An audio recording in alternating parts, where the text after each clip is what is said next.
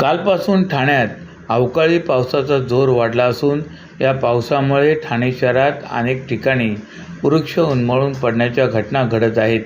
त्यातच आज दुपारपासून सुरू झालेल्या या पावसामुळे ठाण्याच्या फ्लॉवर व्हॅली येथील रुनवाल नगर येथे गुलमोहराचे झाड एका रिक्षावर कोसळून रिक्षातील प्रवाशाचा मृत्यू झाला असून त्या रिक्षाचालक गंभीर जखमी झाला आहे। सदर घटनेची माहिती मिळताच घटनास्थळी राबोडी पोलीस स्टेशनचे पोलीस, ठाणे महानगरपालिकेचे वृक्ष प्राधिकरणचे अधिकारी तथा आपत्ती व्यवस्थापन अग्निशमन दल घटनास्थळी दाखल झाले।